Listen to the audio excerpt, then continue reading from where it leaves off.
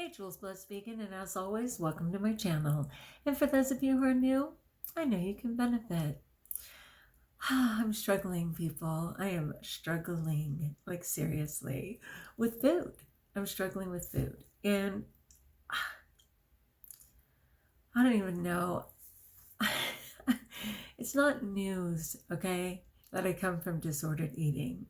It's not news that I tend to be a compulsive overeater, okay? And even if I'm technically abstaining, meaning I am absolutely eating food that is considered vegan and raw vegan and everything else, my approach to it can often remain the same.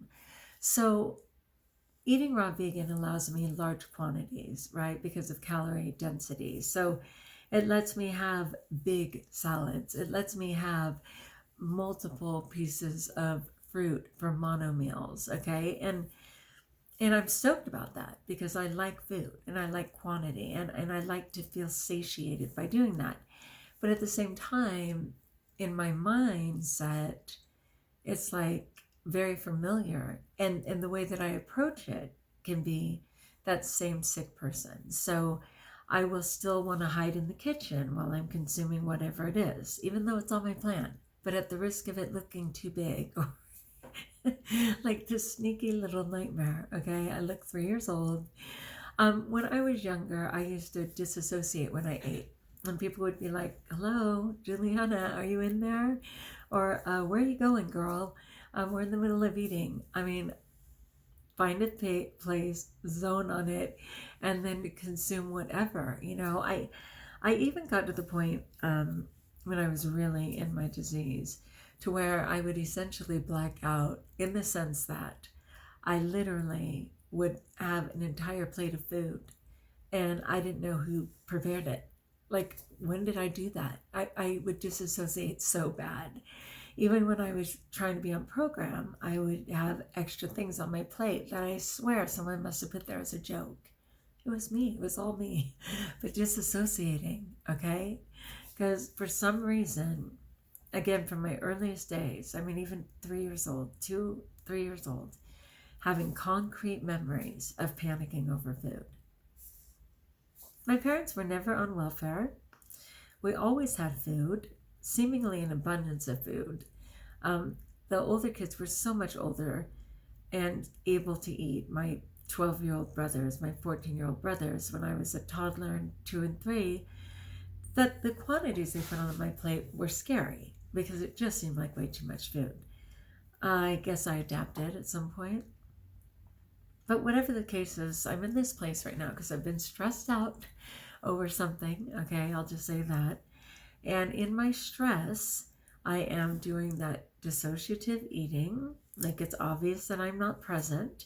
While I am eating, I'm having a panic attack about what I can have next. So I'm just like literally eating. It may be something beautiful. Like, I had a whole bowl of banana boats, okay? I had, beautiful fresh romaine, luscious bananas, sprinkled in cinnamon and chia. I mean, it was all my stuff. And fresh and great. Wow.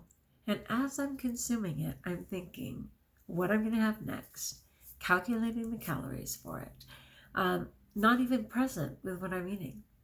And then as I'm in to the next entree, I'm already thinking, what can I have? Like, I am not present. Oh my Lord. Like, it's so sad. It's so sad. I'm really in a bad place, you guys. And I'm happy to come and tell you about it, but I'm in a bad place. Oh my gosh. I am just a panic attack right now. And I know what it's about to some degree. Even though I had wished I'd overcome that insecurity, apparently not. But I'm so sorry that it's involving my food, And then, like I've already said, I mean, I can't seem to find balance with sleep. I'm stressed out about my food. I'm like feeling insecure about my abilities. I mean, it's just not good. It's not a good time right now. But I'd rather talk about it than eat about it, right? Than eat over it. Anyway, I just wanted to check in. because of course it's going to be 10 o'clock at night any minute, and I promised I was going to try and go to bed by 10.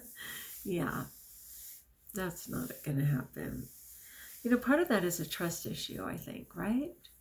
I would have to trust that I could allow myself to go to sleep at a reasonable time, and that I would be productive the following day, and find balance on that new schedule over time. I'm not there yet. I'm not there yet. Prayers welcome, seriously. I get it. Even if I'm abstaining, technically, I'm still living in a compulsive mindset, and it doesn't serve me. But I guess I need to write. I probably need to write about it in my all too empty journal.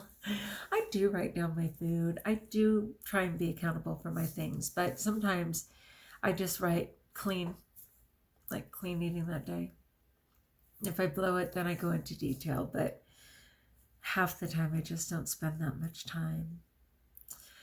Anyway, even just talking is giving me anxiety. It's so sad. It's so sad. I think it's part of it is just where we're at right now in our society, right? Being bombarded as we're coming into the election time, and too many opinions, as we're coming into the ongoing COVID, the ongoing fire season, the ongoing teaching online, that there's a lot of stressors that aren't leaving.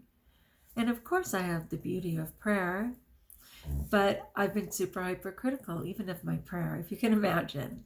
Like, most people wouldn't even dare to argue that I am one of the prayer people in the world. And yet I am apologizing to God for not being enough. I'm criticizing myself for not doing all that I promised I would. El Diablo, get away. I plead the blood of Jesus Christ, get away. I'm accidentally giving credit to Satan. Are you kidding me? Okay, love you. Welcome to what, October 1st? I don't have a goal for October 1st. Actually, I do. I want to state a goal.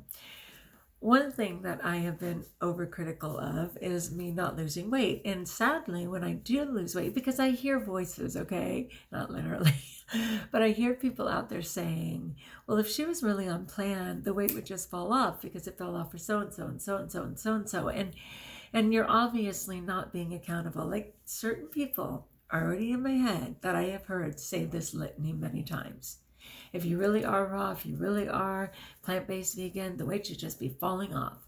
And if it's not, you're probably not being truthful, or you're not being accountable. I have heard this. Okay.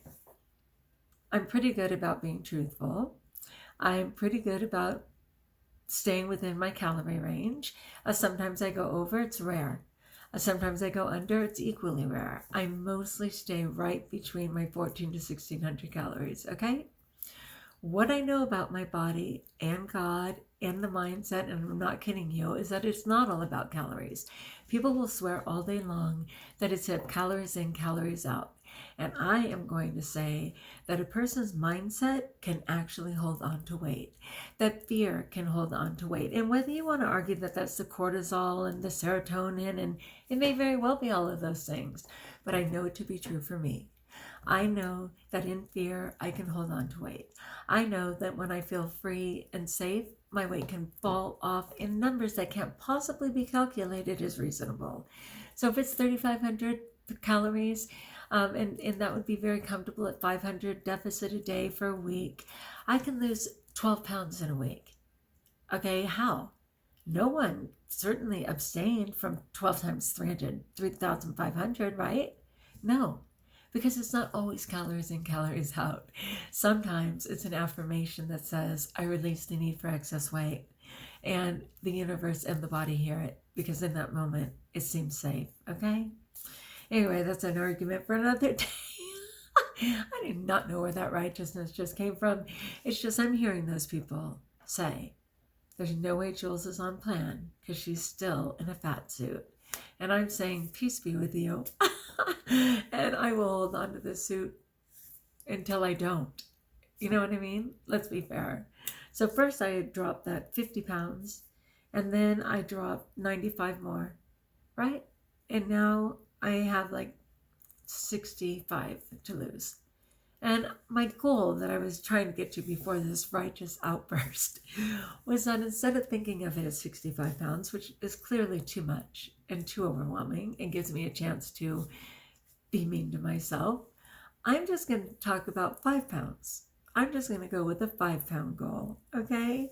And I think I will just celebrate in 5-pound increments because I think 5 pounds is achievable. And I think if I hit 5 pounds and feel great about reaching 5 pounds, I could be stoked about 5 more and 5 more until I get there. But right now, 65 pounds is a sabotage. You know, when I first started losing my weight, it was in fear because my kidneys were trashed and a lot of other things, but the kidneys were going to take me down. They were literally proposing dialysis.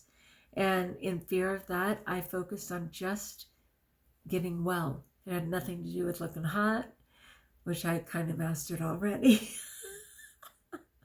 People, you set me up. I can't resist. It was just about health, and I just focused on health, and those 80 pounds came right off.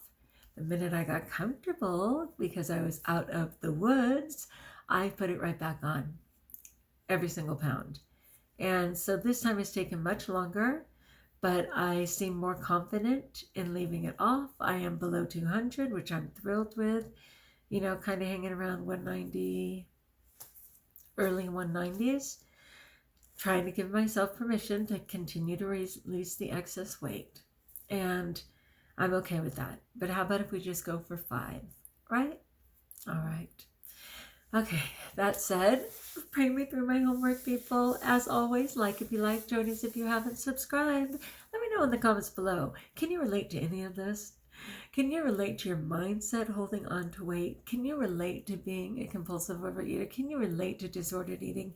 Can you relate to being fear-based and hypercritical when it comes to everything, weight and health? I'd love to know. And until we talk again, know that I pray for you and that you are blessed.